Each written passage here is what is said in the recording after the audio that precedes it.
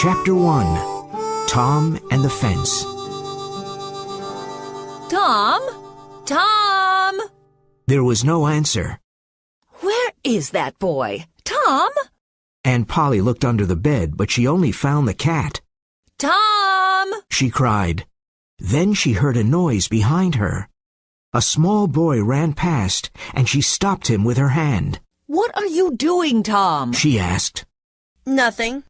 Nothing. Look at your hand and your mouth. I told you not to eat the jam. Oh, Aunt Polly, look behind you. The old lady looked, and Tom ran away. Aunt Polly was surprised, and then she laughed. Oh, I never learn. Tom always plays tricks on me, and I never learn. I love Tom. He's my sister's child. She's dead. But it's not easy to look after him. Tomorrow is Saturday, and there's no school. But Tom must work tomorrow.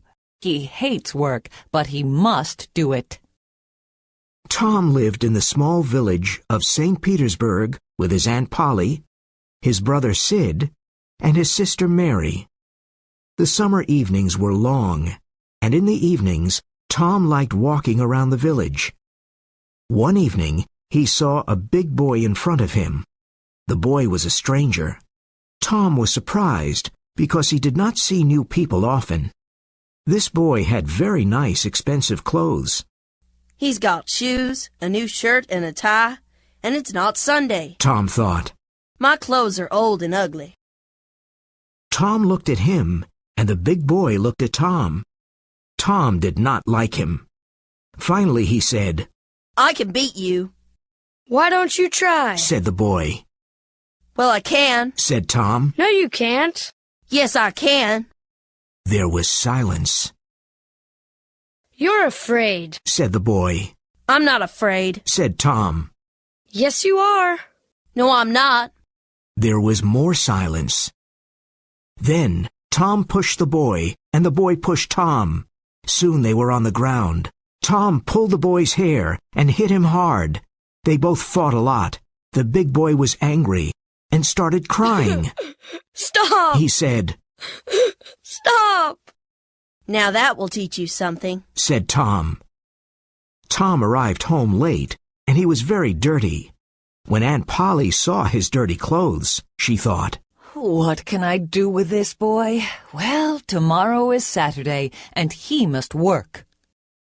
Saturday morning was beautiful and sunny. It was summer, and the world was happy.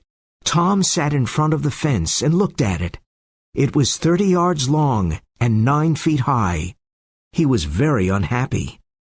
It's Saturday, and I must paint this long fence. All my friends will laugh at me, he thought. He put his long brush in the white paint and started painting. He stopped and looked at his work. Then he continued painting. After a few minutes, he had a great idea. He continued painting the fence. He saw his friend Ben Rogers in the street. Ben had an apple in his hand. He came to look at the fence. You're working for your aunt, said Ben. Tom said nothing. He continued painting. I'm going swimming, but you can't come with me. You're working, said Ben. Do you call this work? Asked Tom. Of course it's work. You're painting a fence, said Ben. Maybe it's work, but maybe it isn't. I like it, said Tom. I can swim every day, but I can't paint a fence every day. Ben watched Tom. He painted slowly and carefully. He often stopped and moved back from the fence. He looked at his work and smiled. Ben was suddenly interested in the fence and said, Let me paint a little, Tom. Tom thought for a moment. I'm sorry, Ben. Aunt Polly wants me to do it because I'm very good at painting. My brother Sid wanted to do it, but he's not good at painting. Oh, please, Tom. Please, can I paint? I'm good at painting, too. Here, you can have some of my apple. No, Ben, I can't. Then take all of my apple. Tom was happy, but he did not smile. He gave Ben the brush and sat down to eat the apple. Tom's other friends came by. At first they laughed at him, but soon they all wanted to paint the fence. Billy Fisher gave Tom a kite, and Johnny Miller brought him a dead rat. His other friends gave him an old knife, a cat with one eye, an old blue bottle, an old key, and other interesting things. His friends painted the fence, and Tom now had a lot of interesting things. He went back home. Aunt Polly, can I go to play now? When Aunt Polly saw the beautiful white fence, she was very happy. She gave Tom a big apple and said, Yes, go and play, but don't come home late. Chapter 2. Tom and Huck. The next day was Sunday. Tom wore his clean Sunday clothes. He hated this. Tom, Sid, and Mary always went to Sunday school on Sunday morning. But Tom was not a good student and never listened to the teacher. After Sunday school, Tom and his family went to church. This Sunday, he had a big black beetle in his pocket. When the Reverend started speaking, Tom took the black beetle out of his pocket. He put it on the floor. There was a little dog in the church. It saw the beetle and wanted to play with it. Suddenly the beetle bit the dog's nose. The little dog barked, and everyone looked at it. It jumped and ran after the black beetle. It ran all about the church, barking and making a lot of noise. The people in the church laughed silently. Their faces were red. The Reverend continued talking, but no one listened to him. Tom was happy because he had an interesting morning in church. On Monday morning, Tom did not want to get up. Get up immediately, Tom, and get ready for school. Aunt Polly cried. On his way to school, Tom met his friend Huckleberry Finn. Huck's father drank whiskey all the time and did not work. Huck had no mother and no home. He lived in the streets and did not go to school. His clothes were old and dirty. He went fishing and swimming when he wanted. Huck was happy. All the mothers of the village hated him because he was lazy and used bad language. All the children of the town liked him very much. They admired him. Hello, Huckleberry. What's that? It's a dead cat. Said Huck. What will we do with it? Asked Tom. I want to take it to the graveyard after midnight. Huck said. A dead cat can call ghosts out of their graves. Really? Asked Tom. Well, old Mrs. Hopkins told me. She's a witch, and she knows about these things. Said Huck. Can I come with you? Asked Tom. Of course. Or are you afraid of ghosts? Asked Huck. Afraid of ghosts? Of course not. Said Tom. Come and call me at my window at 11 o'clock tonight. Tom was late for school. The teacher was angry and said, Thomas Sawyer, why are you late again? Suddenly, Tom saw a new girl in the classroom. She had blue eyes and long blonde hair. She was very beautiful. Tom looked at her. He was in love. There was a free chair next to her, and Tom wanted to sit there. But how? Tom thought quickly and said, I stopped to talk to Huckleberry Finn. The teacher was very angry. You know you must never talk to that boy. The teacher took his stick and hit Tom. Now go and sit with the girls, said the teacher. The children laughed at Tom. He sat down next to the new girl. He looked at her. Then he drew a picture of a house. Let me see it. She whispered. Tom put the picture in front of her. It's nice. Draw a man, she said. Tom drew a man near the house. It was a terrible picture, but the girl liked it. You draw beautifully. I can't draw, said the girl. I can teach you after school, said Tom. Oh, thank you. What's your name? Tom asked. Becky Thatcher. I know your name. It's Tom Sawyer. That night, Tom and Sid were in bed at 9:30. Sid was soon asleep, but Tom was not. At 11 o'clock, he heard Huck meow. Meow. He dressed quickly and went out of the bedroom window. Let's go, Whispered Huck. He had his dead cat. Tom and Huck walked down the dark road. They walked for about half an hour. The graveyard was on a hill. There were a lot of trees and a lot of graves. Everything was dark and scary. The wind made strange noises, and dark clouds covered the moon. Are the ghosts making these noises? Thought Tom. He was afraid, but he said nothing. Now let's find the grave of Hoss Williams, Said Huck. They soon found the grave. Here it is. He died last week, Said Huck. Do you think Hoss Williams can hear us? Asked Tom. Well, I think his ghosts can hear us, Said Huck. Then let's call him Mr. Williams. Said Tom. All right, Said Huck. but everybody called him Hoss. Shh. What is it, Tom? Asked Huck. Do you hear the noise? Look over there, Huck. Oh, no. Said Tom.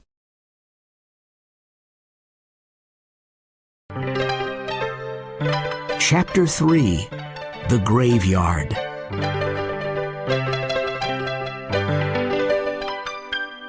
Ghosts! Said Huck.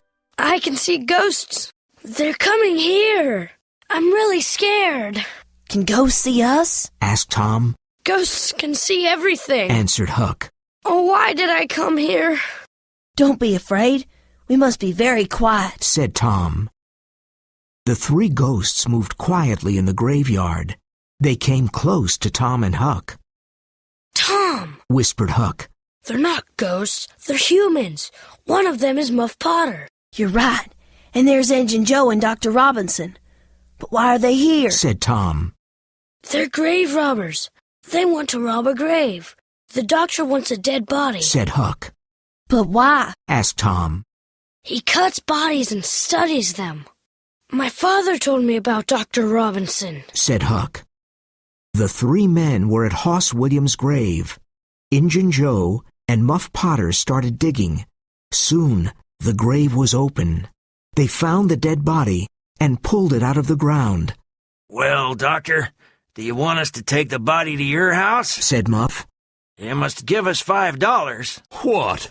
Said Dr. Robinson angrily. I paid you this morning. I'm not giving you more money. I want more money, Doctor. Said Injun Joe. 5 years ago, I came to your father's house. I asked you for something to eat. You gave me nothing. I still remember that. Now you must give me more money. Injun Joe took the doctor's arm, and the doctor hit him. Injun Joe fell to the ground. Don't hit my friend! Cried Muff Potter. Muff and Dr. Robinson started fighting. Everything happened very quickly. Dr. Robinson hit Muff Potter on the head. Muff fell to the ground. Injun Joe took Muff's knife. He saw Muff on the ground, and he killed Dr. Robinson with the knife. The doctor fell on top of Muff and covered him with blood. Injun Joe looked at the two men on the ground. First he robbed the dead doctor. Then he put the bloody knife into Muff's right hand. A few minutes passed, and Muff moved a little and opened his eyes. He pushed the doctor's body away. He looked at the knife in his hand. What happened, Joe? He asked slowly. Injun Joe said, Something very bad, Muff. Why did you kill him? I didn't kill him, said Muff. He was very confused. I drank too much whiskey last night. I don't remember anything. Tell me, Joe, what happened? You fought with the doctor. He hit you on the head and you fell to the ground. Then you got up, took your knife, and killed him, said Injun Joe. I don't understand, Joe. I never fight with a knife. I didn't want to kill Dr. Robinson. He was young and he had a future. Oh, this is terrible. It was the whiskey, cried Muff. Joe, don't tell anyone, please. I won't tell anyone, Muff. But now you must leave this graveyard. Quickly. Go, said Injun Joe. Thank you, Joe, said Muff. You're a friend. Muff Potter ran away, and Injun Joe watched him. Then he carefully put Muff's knife near the doctor's body and left the graveyard. Tom and Huck were terrified. It was a terrible scene. They silently moved away from the trees. Then they ran out of the graveyard and back to the village. They arrived at an old house and decided to hide there. "What are we going to do?" asked Tom. "We saw everything. Injun Joe killed the doctor." What can we do? We can't tell anyone, said Huck. Injun Joe is dangerous. I'm afraid of him. Do you want a knife in your heart? "I'm afraid of Injun Joe, too," said Tom. "You're right. We can't tell anyone about Injun Joe." Promise not to tell anyone, said Huck. "I promise," said Tom. Chapter 4. Jackson's Island. The next day, everyone knew about poor Dr. Robinson. The sheriff found Muff Potter's knife near the body of the doctor. He put Muff in St. Petersburg's small jail. Tom and Huck looked at each other. "We saw Injun Joe kill the doctor," said Tom. "Muff didn't kill him. Poor Muff." I know, said Huck. But we mustn't say anything. Remember, Injun Joe is dangerous. Very dangerous. I'm sorry for Muff Potter, too. The two boys were afraid. "We must keep this a secret," said Tom sadly. Tom could not forget. At night, he had bad dreams about Injun Joe and Muff Potter. He kept the terrible secret, but he was very unhappy. Aunt Polly was worried about him. She gave him a lot of different medicines, but Tom did not feel better. He was unhappy at school, too. Becky Thatcher didn't talk to him anymore. "No one loves me," thought Tom. "What a horrible life." It was now summer, and there was no more school. Tom and his friend Joe Harper went to sit by the Mississippi River. They fished, talked, and looked at the boats. One day, Tom said, "Let's go do something exciting." Okay, said Joe. but where can we go and what can we do? "Let's run away. We can go and live on Jackson's Island. We can be pirates. A pirate's life is exciting," said Tom. Jackson's Island was a small island in the Mississippi River. It was about 3 miles south of St. Petersburg. No one lived on the island. "Huckleberry Finn can come with us too," said Tom. "Remember, Joe, don't tell your mother, father, or anyone about our adventure. Go home and bring some food. We'll meet here at midnight." Tom and Joe were excited. At midnight, the 3 boys met on the river. Tom brought some meat to eat. Joe brought some bread, and Huck brought a frying pan. They found a small raft, and they went down the river to Jackson's Island. When they arrived on the island, they made a fire and cooked some meat. This is fun, said Joe. "We're free, and we can do everything we want," said Tom. What do pirates do? Asked Huck. "They go on ships and take the money. Then they go to an island and hide it in a secret place," said Tom. The 3 boys were happy and slept under the stars. The next morning, they went swimming in the river. Then they went fishing. They cooked the fish on the fire and ate it. It was delicious. After breakfast, they walked around the island and went swimming again. In the afternoon, they sat around the fire and ate some meat. Suddenly, Tom said, "Can you hear a strange noise? Listen." What is it? asked Joe.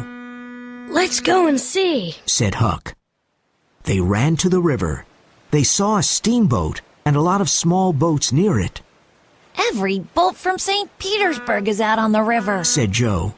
What's happening? They're looking for a dead body. Said Huck. The same thing happened last summer when Bill Turner fell into the river and drowned. Who are they looking for this time? Asked Joe. Tom thought for a moment and said, "I know. It's us. They think we drowned." The 3 boys felt like heroes and laughed. "The people of St. Petersburg are looking for us. They're talking about us. We're famous," said Tom happily. This was an exciting adventure for Tom, Huck, and Joe. They felt like real pirates on Jackson's Island. The boats and the steamboat went away. The boys went fishing again and had fish for dinner. Then they slept under the stars. But Tom could not sleep. The next morning, he wasn't there. Where's Tom? Asked Joe. I don't know, Said Huck. After a few minutes, Huck said, Look, Tom's swimming in the river. He's coming to the island. Tom told him his story. Last night I couldn't sleep. I thought about Aunt Polly. So I went home, but no one saw me. I saw Aunt Polly and your mother, Joe. Poor Aunt Polly cried a lot. And your mother was very sad, too. Everyone thinks we're dead. I heard some interesting things. What did you hear? Asked Huck. Well, there will be a funeral for us on Sunday at the church, Said Tom. Huck and Joe looked at him with big eyes.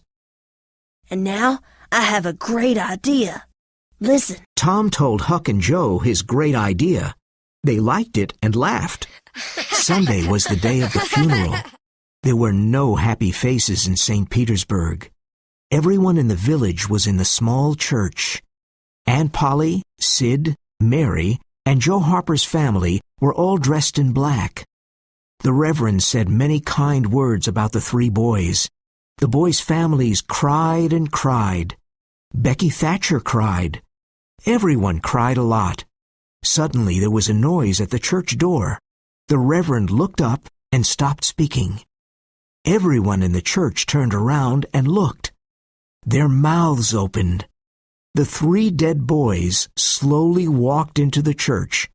Tom was first, then Joe, and then Huck.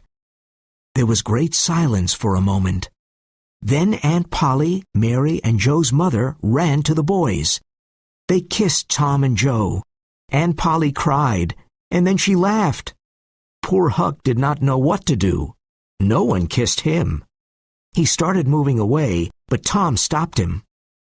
Aunt Polly, it's not right. Somebody must be happy to see Huck, Said Tom. Oh, you're right, Tom, Cried Aunt Polly, and she kissed Huck. Tom was very proud of his great idea. Then the Reverend said, Let us sing and be happy. Everybody sang and laughed. It was a very happy day.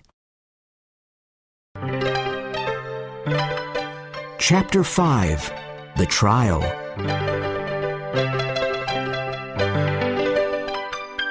Some weeks later, it was time for Muff Potter's trial. Everyone in the village talked about it. Tom and Huck were worried. Huck, did you tell anyone about that? Asked Tom. About what? Answered Huck. You know what, Said Tom. Oh, of course not. Said Huck. Poor old Muff. I'm very sorry for him. People say he's a killer, but it's not true, and they'll hang him, Said Tom. I'm sorry for Muff, too, but we can't tell anyone about Injun Joe. Said Huck. Poor Muff is a kind man. Once he gave me half a fish. and once he helped me with my kite. Said Tom. I want to help him. Let's go to the jail and take him something to eat. Said Huck. They went to the small jail, and they saw Muff. He was happy to see them. No one remembers old Muff anymore, but you're my friends, and you remember me. Thank you, boys, said Muff, smiling. Now Tom felt terrible. He was worried about the trial. He could not sleep at night. Everyone in the village went to Muff Potter's trial. Muff looked old, tired, and unhappy. Injun Joe was at the trial, too. During the trial, there were many questions and answers. All the answers were against old Muff. Then the lawyer said, "Call Thomas Sawyer." Everyone was surprised and looked at Tom. Why did the lawyer call Tom Sawyer? Thomas Sawyer, where were you on June 17th at midnight? Tom looked quickly at Injun Joe. He waited a few moments and then said, I was in the graveyard. Were you near Hoss Williams' grave? asked the lawyer. Yes, sir. Said Tom.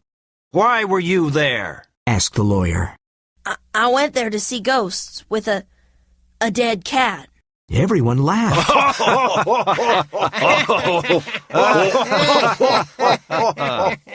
What did you see in the graveyard? Tell us what happened, said the lawyer. Tom told his story, and the people of St. Petersburg listened to him. They were very surprised. And then Muff Potter fell to the ground, and Injun Joe took Muff's knife and... Tom suddenly heard a very loud noise. Injun Joe jumped out of the window and disappeared. Tom became the hero of St. Petersburg. He saved Muff Potter's life. Tom's days were happy, but his nights were not. At night, he had terrible dreams about Injun Joe.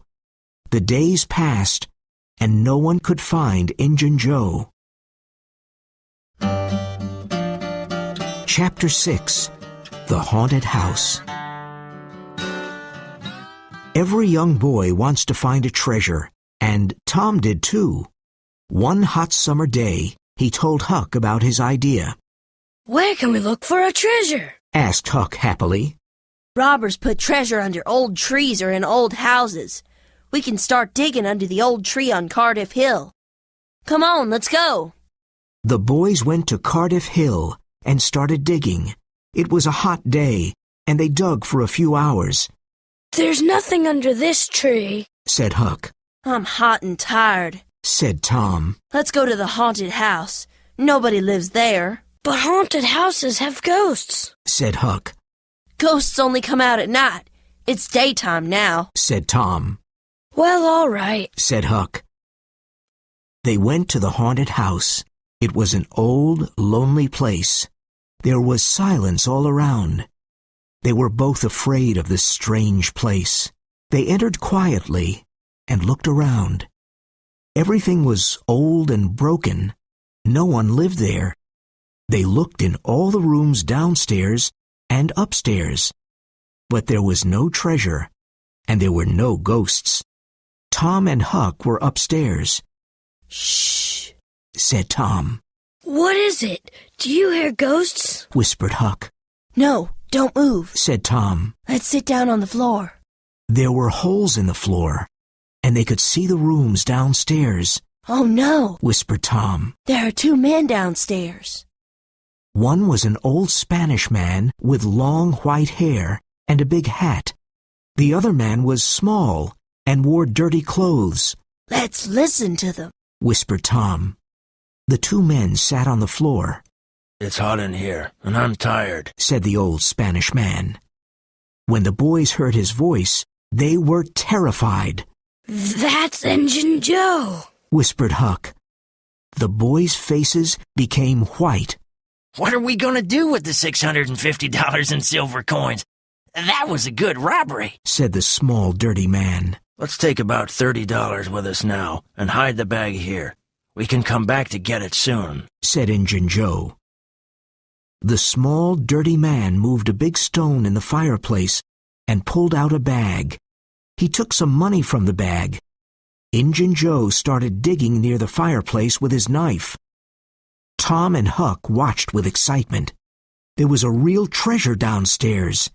$600 was a wonderful treasure for two young boys. Suddenly, Injun Joe stopped digging. There's something here. I think it's a box, he said. He found an old box and opened it. It's money, cried Injun Joe. Look, there are lots of gold coins. The two men looked at the coins and smiled. The box was full of gold coins. Tom and Huck smiled too. This is the treasure of the old Merle family. Now, it's ours, said Injun Joe. Where can we hide this gold? Asked the small man. Can we put it back under the stone? Yes, said Injun Joe. No, the stone isn't a good place. Someone may find it. Let's put it under the cross tonight. When it was dark outside, the two men took the silver and gold away. Tom and Huck did not follow them because they were afraid of Injun Joe, but they wanted to find the cross and the treasure. Where was the cross? Chapter 7. McDougal's Cave.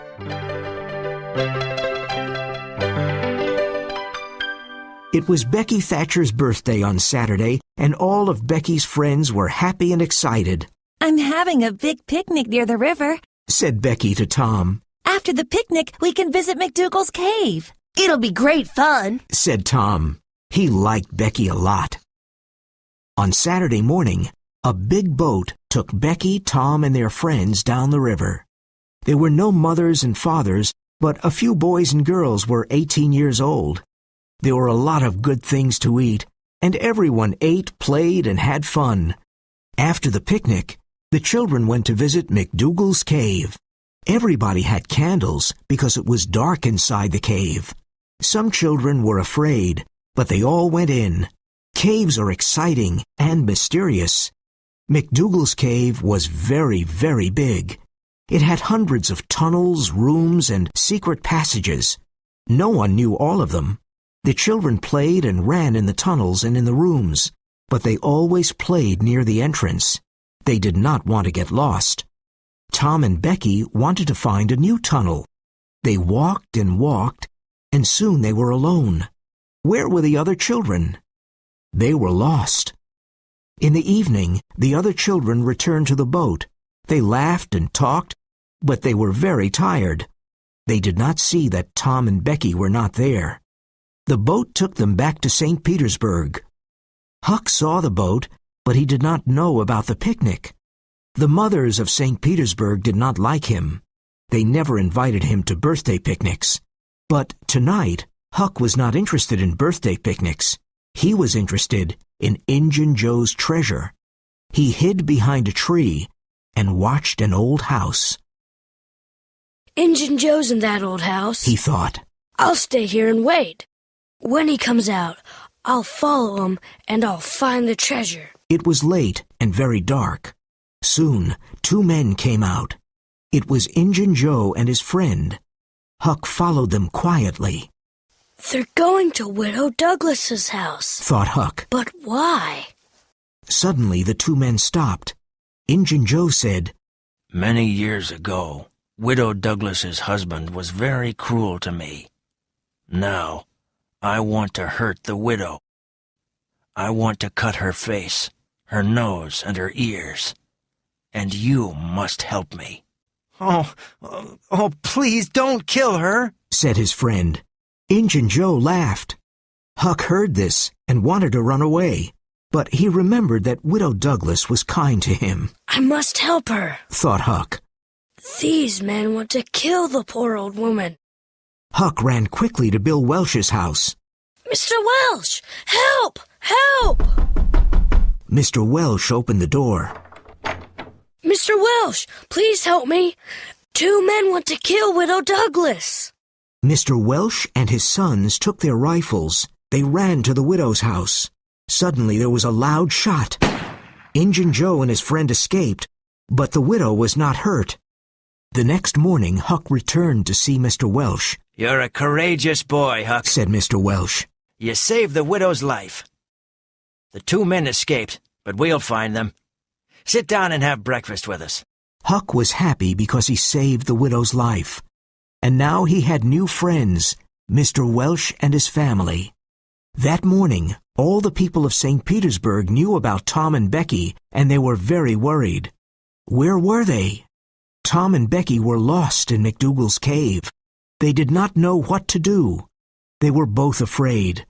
Tom took Becky's hand. They walked and walked. Tom wanted to find the entrance of the cave, but he couldn't. Tom and Becky entered a big room with a lot of black bats. It was terrible. The bats flew over their heads, and when Tom and Becky ran away, the bats followed them. Finally, the bats went away.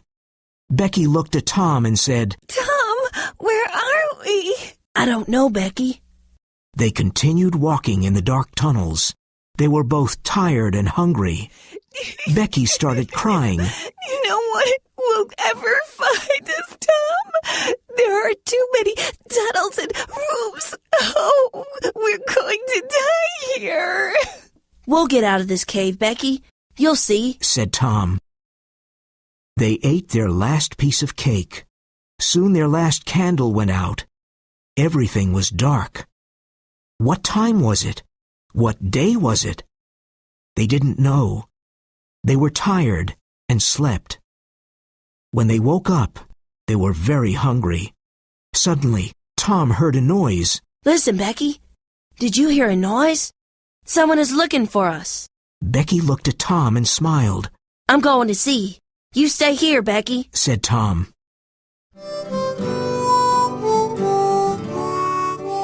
Chapter 8. The Treasure. Tom went into the dark tunnel. He saw a light and heard a noise. Who is looking for us? He thought. Suddenly, he saw a hand with a candle. Then he saw a man. It was Injun Joe. Tom was terribly scared, but it was dark, and Injun Joe did not see Tom. Injun Joe went away quickly. Tom returned to Becky, but he did not tell her about Injun Joe. She was very weak. It was Tuesday, and in St. Petersburg everyone was worried. Where were Tom and Becky? Many people from the village went to the cave and looked for them, but they could not find them. Mrs. Thatcher became very ill, and Aunt Polly's hair became white. Then, on Tuesday night, there was a lot of noise in the streets of St. Petersburg. They're here. They're here. Becky and Tom are Becky and Tom are here. Becky and Tom are here. Cried the people happily. No one went to sleep that night. Everyone listened to Tom's story about his adventure in the cave. We were lost for a long time. We were hungry and scared. Then I remembered the string in my pocket. I used the long string to help me. I went down many tunnels, and I always returned to Becky because I followed the string. Then I found another entrance to the cave. It was very small, and it was near the river. Tom and Becky were happy, but very tired and hungry. Becky stayed in bed for many days because she was weak. Tom stayed in bed for a few days too. Sometime after the adventure in the cave, Tom went to visit Becky. Mr. Thatcher asked Tom, Do you want to go to the cave again? Oh, I'm not afraid of the cave, said Tom. Well, nobody is going into the cave again. There are big doors in front of the entrance now, and I have the keys, said Mr. Thatcher. What? Tom's face became white. Is something wrong, Tom? Asked Mr. Thatcher. Injun Joe's in the cave, cried Tom. Many men from St. Petersburg went to the cave and opened the big doors. They found Injun Joe on the ground. He was dead. After Injun Joe's funeral, Tom went to see Huck. Now that Injun Joe's dead, we'll never find the money, said Huck sadly. Listen, Huck, said Tom. I know where the money is. Really? Asked Huck with big eyes. The money is in the cave. I saw Injun Joe in the cave. Why was he in the cave? Because he took the money there, said Tom. Say it again, Tom, said Huck. The money's in the cave, and we can take it. But we'll get lost in the cave, said Huck. No, we won't. I've got candles and a long string. Let's go and get a boat, said Tom. They took a small boat and went down the Mississippi River to McDougal's cave. Look, Huck, here's the other entrance, said Tom. It's very small, said Huck. Tom and Huck went into the cave. They were careful and used the long string to help them. Tom suddenly stopped and said, I saw Injun Joe here, His ghost is probably here too, said Huck. Let's go now. His ghost isn't here. It's probably at the other entrance. Well, all right, but let's hurry, said Huck. Tom looked around slowly and then cried, Look, here's the cross. There was a black cross on the wall of the cave. You're right. It's the cross, said Huck. Let's dig under the cross. They dug and dug. Finally, they found a small room. There was a small bed, some old candles, and a few bottles. And there was the treasure box. They opened it and saw the gold and silver coins. We're rich, Tom. We're rich, cried Huck. This is wonderful. I always knew it, said Tom. Now let's take our treasure and leave. They followed the long string and were soon out of the cave. The two boys took their treasure to Aunt Polly's house. A lot of people in St. Petersburg saw the boys and the treasure, They followed them to Aunt Polly's house. Aunt Polly was surprised to see the boys and all the people. Tom, what's in that old box? She asked. Tom opened the treasure box. Everyone was amazed. They looked at all the silver and gold coins. There was $12,000. Tom told his long story about Injun Joe and the treasure. It was a great story, and the people listened with their eyes wide open. Now Tom and Huck were rich and famous in St. Petersburg.